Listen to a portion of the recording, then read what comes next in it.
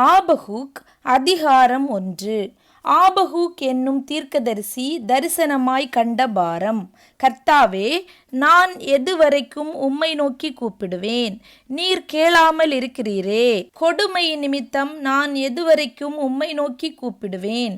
நீர் இரட்சியாமல் இருக்கிறீரே. நீர் எனக்கு அக்கிரமத்தை காண்பித்து என்னை தீவினையை பார்க்க பண்ணுகிறதென்ன? கொள்ளையும் கொடுமையும் எனக்கு எதிரே நிற்கிறது. வழக்கையும் வாதையும் எழுப்புகிறவர்கள் உண்டு. ஆகையால் நியாய பிரமாணம் பலனற்றதாகி நியாயம் ஒருபோதும் செல்லாமற் போகிறது. துன்மார்க்கன் நீதிமானை வளைந்து கொள்ளுகிறான். ஆதலால் நியாயம் புரட்டப்படுகிறது. நீங்கள் புறஜாதிகளை நோக்கி பார்த்து ஆச்சரியப்பட்டு பிரமியுங்கள். விவரிக்கப்பட்டாலும் நீங்கள் விசுவாசியாத ஒரு கிரியையை உங்கள் நாட்களில் நடப்பிப்பேன். இதோ, நான் கல்தேயர் என்னும் கொடிதும் வேகமுமான ஜாதியாரை எழுப்புவேன். அவர்கள் தங்களுடையதல்லாத வாசஸ்தலங்களை கட்டிக்கொள்ள தேசத்தின் விசாலங்களில் நடந்து வருவார்கள். அவர்கள் கெடியும் பயங்கரமுமானவர்கள்.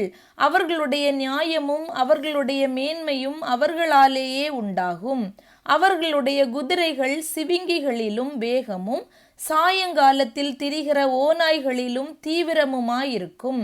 அவர்களுடைய குதிரை வீரர் பரவுவார்கள். அவர்களுடைய குதிரை வீரர் தூரத்திலிருந்து வருவார்கள். இரைக்கு தீ விரிக்கிற கழுகுகளைப் போல் பறந்து வருவார்கள். அவர்கள் எல்லாரும் கொடுமை செய்ய வருவார்கள். அவர்களுடைய முகங்கள் சுவரச் செய்யும் கீழ்காற்றை போல் இருக்கும். அவர்கள் மணலத்தனை ஜனங்களை சிறைப்பிடித்து சேர்ப்பார்கள். அவர்கள் ராஜாக்களை ஆகடியம் பண்ணுவார்கள். அதிபதிகள் அவர்களுக்கு பரியாசமாயிருப்பார்கள்.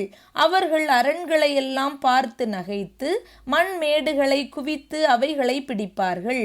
அப்பொழுது அவனுடைய மனம் மாற அவன் தன் பெலன் தன் தேவனாலே உண்டானதென்று சொல்லி மிஞ்சி போய் குற்றவாளியாவான். கர்த்தாவே, நீர் பூர்வ காலம் முதல் என் தேவனும் என் பரிசுத்தருமானவர் அல்லவா? நாங்கள் சாவதில்லை. கர்த்தாவே, நியாய தீர்ப்பு செய்ய அவனை வைத்தீர். கன்மலையே, தண்டனை செய்ய அவனை நியமித்தீர். தீமையை பார்க்க மாட்டாத சுத்த கண்ணனே, அநியாயத்தை நோக்கி கொண்டிருக்க மாட்டீரே. பின்னை துரோகிகளை நீர் நோக்கி கொண்டிருக்கிறதென்ன? துன்மார்க்கன் தன்னை பார்க்கிலும் நீதிமானை விழுங்கும் போது நீர் மௌனமாயிருக்கிறதென்ன? மனுஷரை சமுத்திரத்து மச்சங்களுக்கும் அதிகாரி இல்லாத ஊர்வனவற்றிற்கும் சமானமாக்குகிறதென்ன?